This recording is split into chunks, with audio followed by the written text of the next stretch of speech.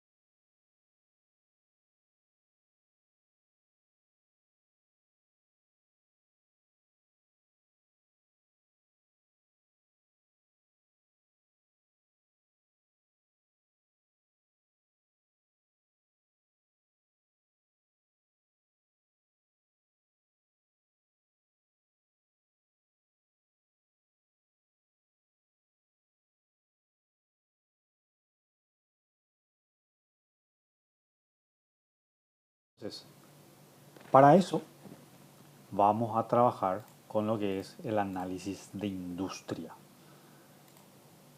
que básicamente es este trabajo que se tiene que hacer para analizar la industria. Es decir, ¿por qué analizar la industria antes de planear? Siempre hay un responsable de decidir algo en una empresa, en un proyecto, en una inversión, y este tiene que conocer el mercado en el cual va a trabajar. Esto lo venimos mencionando en todo el proceso de la cátedra. Y está el que conoce la idea, tiene un entusiasmo, tiene información, y muchas veces puede ser que tenga acceso a capital, pero existe una pregunta muy importante que se debe responder. Si la industria al que uno quiere participar te va a permitir ser rentable. Esa es una pregunta clave que se tiene que responder. Por lo tanto, a modo de ilustrar esa pregunta, lo presento para que se vaya afianzando eso. Entonces, esta pregunta básicamente no es que se responde nomás con la intuición. Se tiene que hacer un análisis. Y la disciplina que te permite generar ese análisis y te permite usar herramientas para responder esa pregunta es el análisis de industria. Y aquí lo que vamos a hacer es generar o utilizar esa herramienta para poder obtener estrategias empresariales que por lo general te ayuda o le ayuda al creador del proyecto o del negocio generar su visión, misión, objetivos. Y tenemos un tramo en el cual los economistas tienen una mirada que debe afianzarse. No basta solo con tener una buena idea de negocio. Es necesario comprender la estructura del entorno competitivo de esa idea de negocio para poder que el mismo sea rentable. Y permita crear un proyecto o una decisión, más que nada, viable. Esto no siempre es solamente para que uno genere su propio negocio. El plan de negocio no se hace solamente para uno, sino también puede ser uno del punto de vista de asesor, consultor, etc. Bien, ¿cómo o cuál es el punto de partida? Más allá del planeamiento estratégico, de lo que tenemos que afianzar, básicamente lo que se tiene que tener es un planteamiento que sea lineal, prescriptivo y que tiene que estar basado en las tendencias, es decir, en lo cuantitativo. Es básicamente insuficiente solamente centrarse en el análisis fundamental si los entornos son complejos y dinámicos. Entonces lo que se propone es una visión un poco más amplia donde la empresa o la que se va a crear tiene que desarrollar capacidades para anticiparse al futuro y no solo proyectar eh, sobre el pasado, es decir, hacer la famosa regresión solamente y luego usar eso con coeficiente y generar la proyección, sino que tiene que tener un fundamento. Entonces, en entorno complejo y dinámico, la dirección estratégica de una empresa, la dirección estratégica de una empresa, necesita tener esa visión prospectiva del negocio con el fin de adelantar su acción ante la competencia y poder adaptar sus recursos a esos entornos que podrían ser exigentes. Entonces, bajo ese enfoque, el análisis de industria no es solamente un ejercicio que vamos a hacer acá en la academia de clasificación, sino una condición previa para poder generar la estrategia, en el cual se va a basar todo nuestro fundamento financiero y estrategia y supuestos de negocio. Es decir, uno con eso va a poder crear cómo competir. Se tiene que entender en qué tipo de entorno competitivo se está o se va a operar, saber si la industria es estructuralmente poco atractiva, con alta rivalidad, barreras de entrada, proveedores dominantes, sustitutos amenazantes.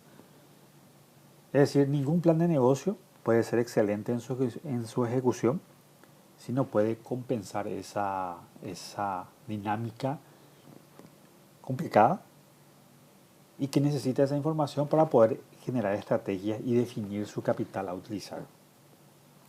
Hecho esta parte introductoria, entonces hagamos una subdivisión de lo que ya veníamos desarrollando y lo que veníamos haciendo. La forma de analizar el ambiente en el cual se va a hacer la inversión es bueno dividirlo, como lo dijimos en clases anteriores, en un ambiente externo que abarca básicamente dos grandes dimensiones de análisis. El macroentorno, donde están las condiciones del entorno económico, tecnológico, social, político, y el entorno sectorial o de industria, donde están las fuerzas que determinan la competencia de un sector específico. Entonces lo que se busca realmente es poder entender cómo usar eso para poder diseñar la estrategia. El macroentorno, básicamente el análisis PESTEC, que ya ustedes lo hicieron, donde la premisa es que la empresa no esté en desconocimiento de su entorno agregado. En términos generales, lo que se busca es que la empresa pueda conocer las condiciones de su entorno general que le condiciona y que puede ser controlado o no en ese macroentorno. Y la herramienta clásica es el PESTEC. O sea, depende de la literatura, puede ser PES, político, económico, social y tecnológico. Pero una versión más compleja, con un alcance más amplio, también le agrega la dimensión ecológica y competitiva, donde tenemos la E y la C, se convierte en PESTEC. Y el PESTEC básicamente es una metodología de diagnóstico macroeconómico que examina esas 6 dimensiones y puede identificar fuerzas externas que generan oportunidades y amenazas, independientemente de las decisiones que se pueda tomar internamente. Es decir, estamos preparando el camino para poder diseñar el FODA. Y entonces es importante distinguir en este aspecto cuestiones fundamentales. Para poder diseñar el macroentorno, recurrimos al PESTEC. Para poder diseñar el microentorno, vamos a utilizar como base principal y luego vamos a añadirle otras herramientas, que sería la teoría de las 5 fuerzas de Porter, como aspecto fundamental para poder estudiar los factores que afectan directamente a la rentabilidad de una industria específica y la dinámica en que se genera ese aspecto competitivo. Tenemos entonces dos aspectos ahí. El PESTE, como lo estaba diciendo, básicamente es esto: política legal, económico, social, tecnológico, ecológico y competitivo. Y las 5 fuerzas de Porter básicamente son la rivalidad como centro y los otros factores que son los competidores, los compradores, que sería la demanda, la oferta, que sería los productos sustitutos, y el insumo, que son básicamente los proveedores. Entonces, en un entorno general donde tenemos un análisis macroentorno, lo que se trata de generar en este aspecto son factores estructurales de la economía y de la sociedad que afectan en todos los sectores. Y ahí usamos el PESTEC, que puede ser tasa de inflación, política gubernamental, migración, etc. En el entorno sectorial, las fuerzas competitivas nos ayuda a poder ver exactamente dónde están los puntos débiles y los puntos fuertes. Y para eso usamos las 5 fuerzas de Porter: intensidad de rivalidad, poder de proveedores, entre otros. Y hay un tercer nivel de análisis, que es el entorno interno, donde básicamente tenemos que diseñar la capacidad de recursos y la cadena de valor de la propia empresa o del propio negocio. Entonces lo que vamos a tener es una cadena de valor y el FODA. Básicamente jugamos con el know-how técnico, la red de distribución propia, entre otros.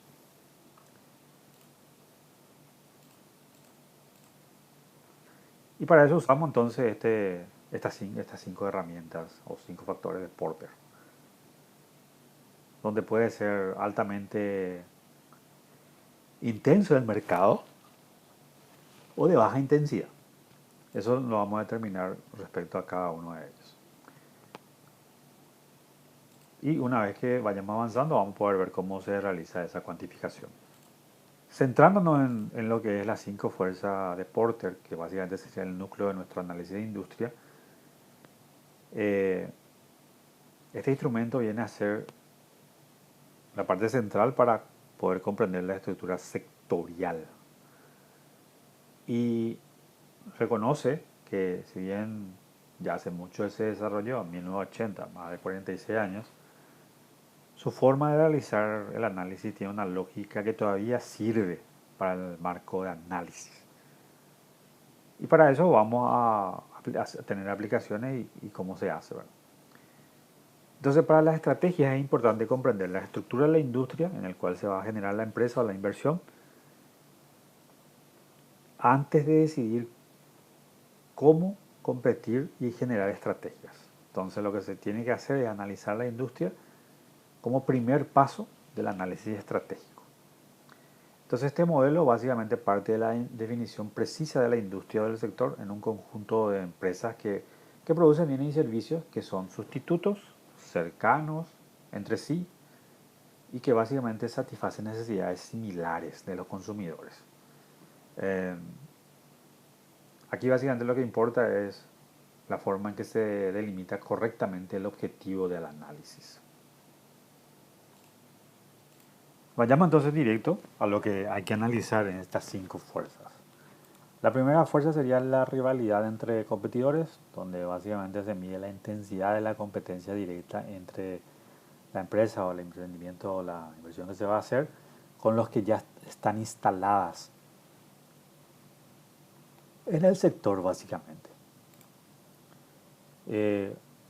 Lo que buscamos es si hay nuevos competidores, si hay clientes con poder de negociación, si hay sustitutos, lo cual amenaza nuestro producto o servicio, y el poder de negociación de los proveedores. La lógica fundamental del modelo básicamente es cuanto más intensa sea la acción combinada de estas 5 fuerzas, menor va a ser la rentabilidad del sector. Entonces cada fuerza representa una presión sobre el margen de la empresa. Entonces la rivalidad entre competidores básicamente es la fuerza más visible y la que más directamente determina la presión competitiva del día a día. Y se identifica los competidores numerosos o equilibrados, cuando hay muchas empresas de tamaño similar, ninguna puede dominar y la presión mutua es alta. Es decir, estamos hablando de una competencia perfecta previamente. Crecimiento sectorial lento, donde hay sectores estancados, la empresa solo puede crecer quitando cuota de mercados rivales, lo que eleva la rivalidad. Entonces estamos hablando de un mercado más maduro. Ausencia de diferenciación de productos, cuando los bienes son genéricos, por ejemplo los commodities, y la competencia se da exclusivamente en los precios. Y luego tenemos los altos costos fijos.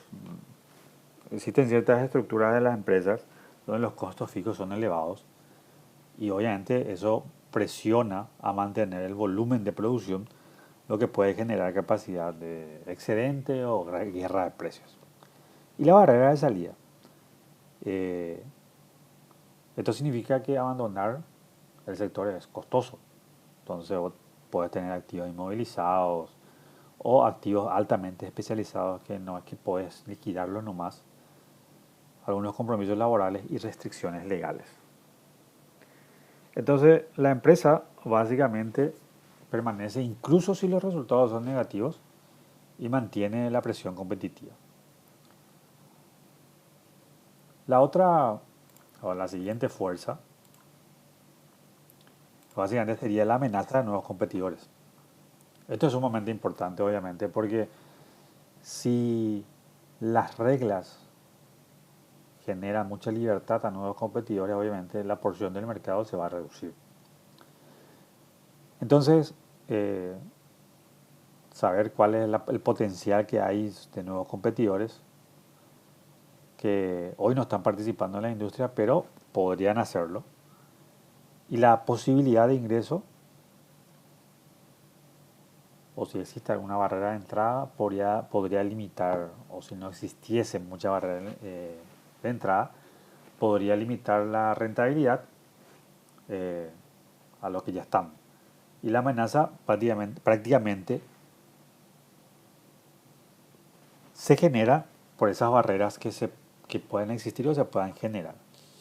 O, o poder maximizar realmente la función con economías de escalas, con diferenciación de productos, requerimientos de capitales, limitado canal de distribución, ventajas en costos por curva de aprendizaje, entre otros.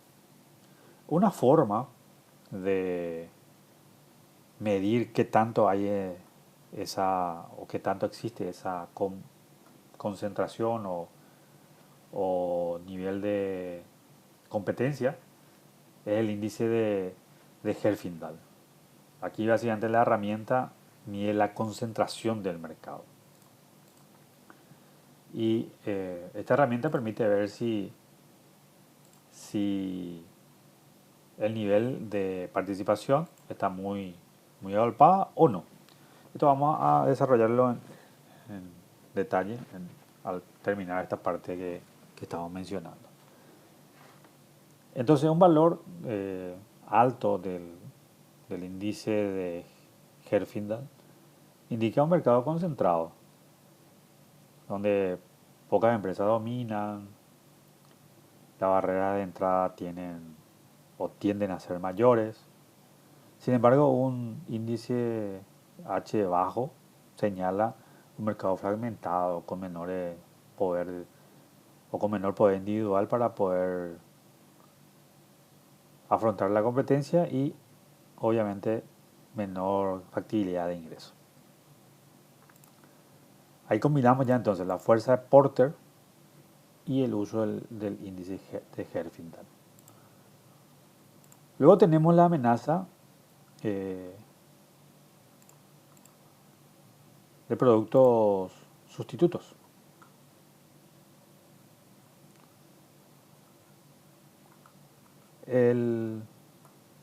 La amenaza de productos sustitutos viene básicamente dado de que tengo otros bienes que satisfacen la misma necesidad básica del consumidor. Y la mayor amenaza es cuando existen sustitutos de desempeño comparable, a menor costo. Los costos de cambiar de producto es bajo y la tasa de mejora del desempeño del sustituto es mayor, es decir, tiene mejores condiciones, lo cual va a aumentar la preferencia de los consumidores.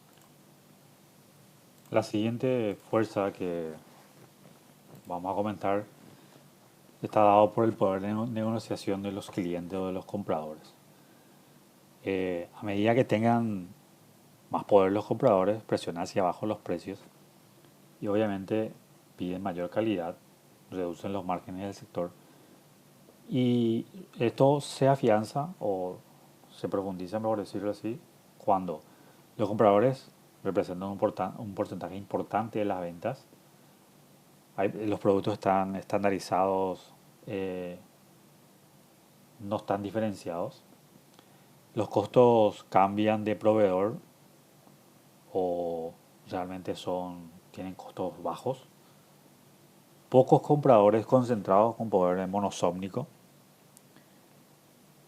Y los compradores tienen información completa sobre los precios, los costos y las alternativas. Y eso genera amenaza de integración vertical hacia atrás. Es decir, eh, los, los oferentes tratan de integrarse hacia atrás o a sus proveedores para poder manejar mejor sus costos.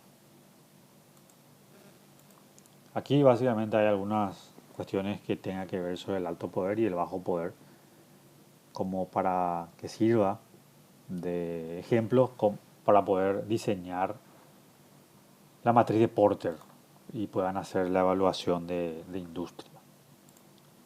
La otra fuerza está básicamente expuesta sobre la negociación que tienen los proveedores. La fuerza o la lógica es simétrica o el mismo criterio que tienen los compradores, pero en sentido inverso. Los proveedores poderosos básicamente pueden subir los precios, reducir la calidad y eso comprime los márgenes del sector. Y estos son más altos cuando el poder de negociación aumenta, cuando sus productos tienen pocos sustitutos o son críticos para el proceso. Básicamente estos proveedores están más concentrados en sectores al que abastece, tienen costos cambiantes y son elevados y la empresa compradora eh, no representa una fricción significativa para sus ventas. Es decir, si le deja de comprar, no pasa nada, eh, no le afecta mucho. Y acá nuevamente la comparación entre cuando es un poder alto y cuando es un poder bajo. El poder básicamente tiene que ser un aliado estratégico o también se puede convertir en una amenaza y esa gestión eficiente en la cadena de suministro es clave para poder proteger la rentabilidad y para poder generar algún tipo de estrategias importantes o significativas para poder generar mejor rentabilidad. El principio clave de las cinco fuerzas es que estas no son independientes entre sí. Hay que mirarlo en forma interrelacionada y estas fuerzas se refuerzan mutuamente. Hay que entender que esto básicamente depende del ciclo de vida del sector, donde se podría decir como a un tipo de corolario que un sector que básicamente está en maduro, en declive, típicamente combina alta rentabilidad porque ya no hay mucho espacio para la competencia, es decir, ya están todos afianzados. Y ahí hay mayor poder de compradores, mayor amenaza de sustitutos perfectos, entre otros aspectos sumamente relevantes dentro de la generación de estrategia. Dentro de lo que es la matriz de Porter, que vamos a verlo apenas terminemos esta parte, se diseña una puntuación del 1 al 4, donde 1 sería el más favorable y el 4 sería el más favorable y el 1 el más desfavorable. La regla de oro básicamente eh, es que ese valor asignado representa un impacto sobre la rentabilidad y no la intensidad de la fuerza. ¿Y por qué usar 4 puntos? Eso, ¿por qué no puede ser 3? ¿Por qué no puede ser 5? Bueno, la idea es que elimine un poco la ambigüedad.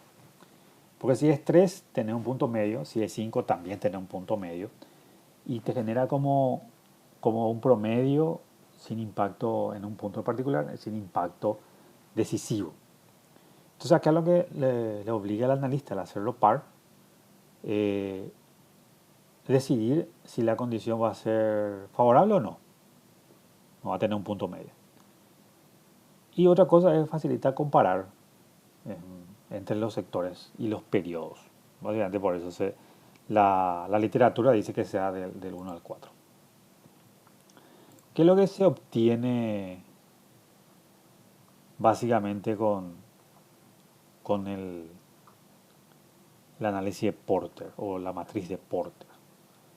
Y acá se obtiene un índice que nos permite ver qué tanto o qué tan importante es el grado de competitividad del sector. Y este índice sería el IGCS, el índice global de competitividad del sector, que es importante poder medirlo. Lo que se hace con esos cálculos es obtener los porcentajes ponderados de cada una de las fuerzas que estábamos viendo, que si bien en su iniciativa Porter lo hacía cualitativo, nosotros lo transformamos, no nosotros, sino usamos el modelo transformado en términos cuantitativos y produce un único indicador sintético que resume el atractivo estructural del sector en su conjunto y es lo que se conoce como el índice global de competitividad del sector, que es básicamente el promedio aritmético simple de los puntajes ponderados de las 5 fuerzas competitivas y se obtiene una sola cifra del 1 al 4 y el nivel de atractividad estructural del sector analizado. Entonces, cuanto más cercano a 4 es más atractivo, más favorable y viceversa.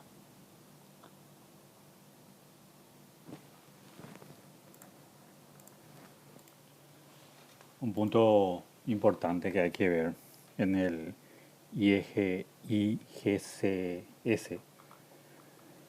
es básicamente que es un promedio simple y no una ponderación entre las fuerzas de Porter.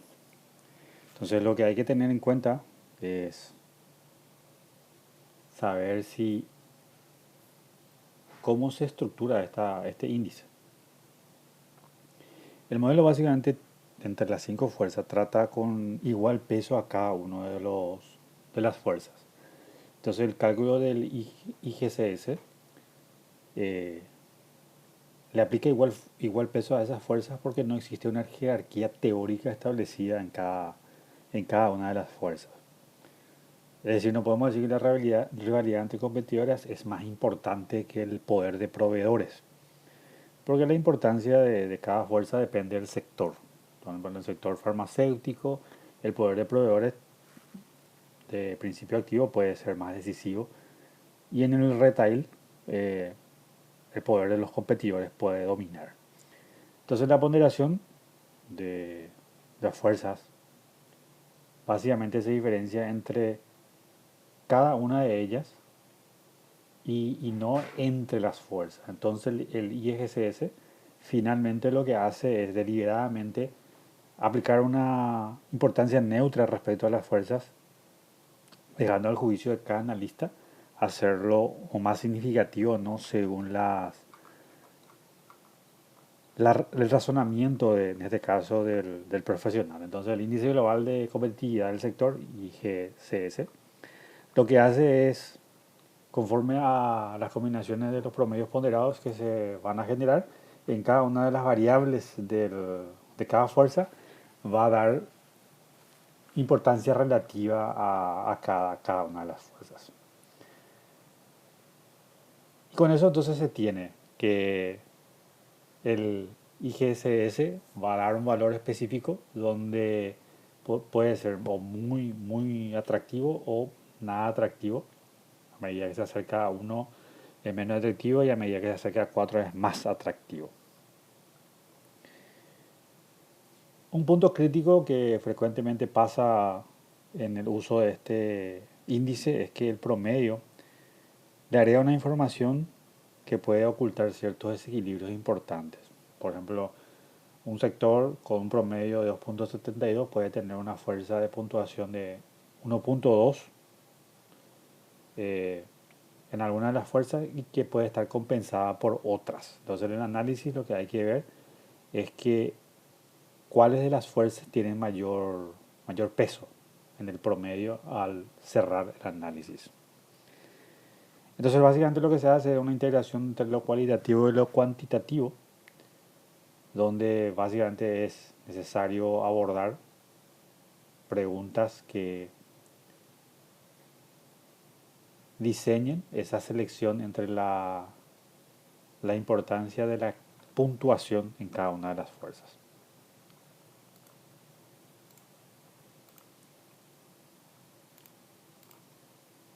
En la definición general, básicamente se puede tener muy atractivo, que es muy cercano a 4, se puede decir entre 3,5 y 4. Moderadamente atractivo, entre 3,4 y 2,5. Rango de 1,5 a 2,49. Poco atractivo y nada atractivo sería menor a menos 1,49.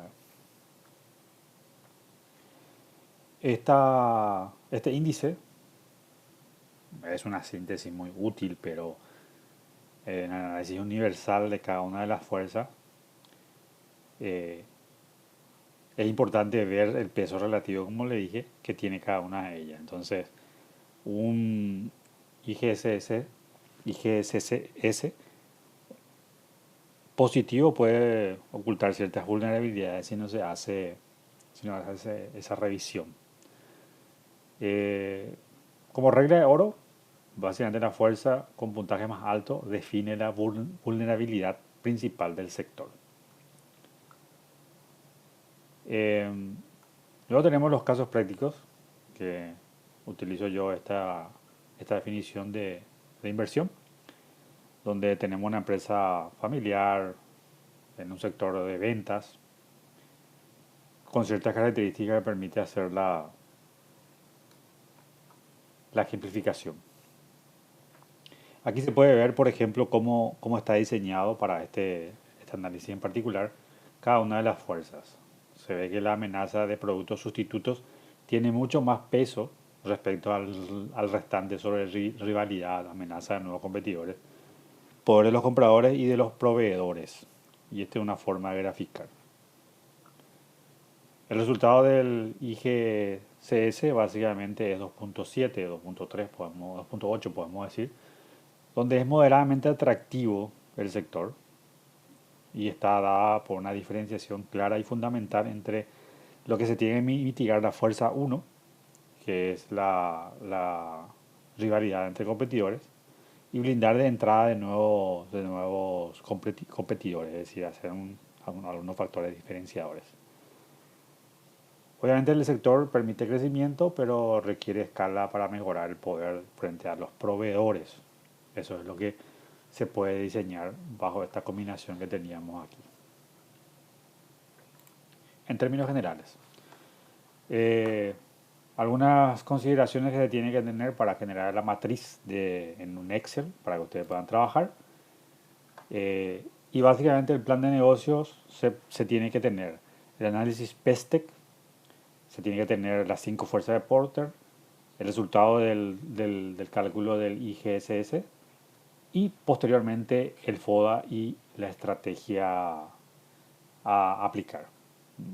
Lo que genera un impacto en el análisis financiero y posteriormente se trabaja por la ubicación y la ingeniería del proyecto. Errores comunes en el análisis es confundir la escala, por ejemplo, diseñar o valorar una alta rivalidad con valor 4 por ser intensa o poner valores muy altos a factores negativos. Sin embargo, tiene que ser alta rivalidad, que son factores favorables, darle bajo puntaje, y a lo que le tienen mayor aspecto favorable al proyecto, darle más puntajes. Los pesos desequilibrados, por ejemplo, ignorar que la sumatoria de los pesos tiene que dar 1. El enfoque de la empresa, valorar según una interacción particular y no con un análisis del sector.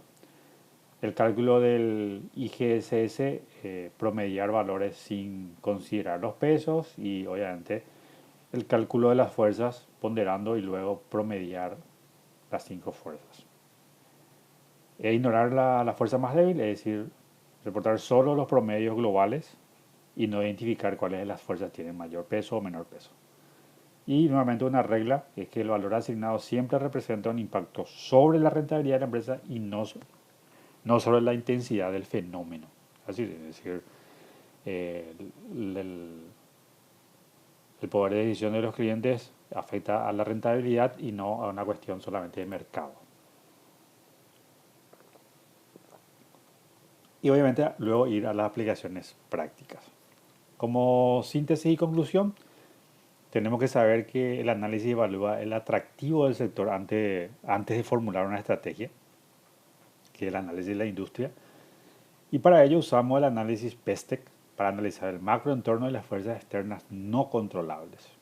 Son factores exógenos. Posteriormente tenemos el análisis de Porter que explica la rentabilidad estructural mediante 5 fuerzas y cómo afecta eso a la rentabilidad. El índice IGCS que sintetiza el análisis en un indicador numérico entre 1000 y 4000 o 1 y 4. La escala que el mayor valor siempre indica condiciones más favorables para la empresa y en el plan de negocio el análisis de la industria es un factor fundamental para ver la situación en el cual se hace la operación. Y estas son algunas bibliografías que se utilizó para poder llevar adelante este desarrollo.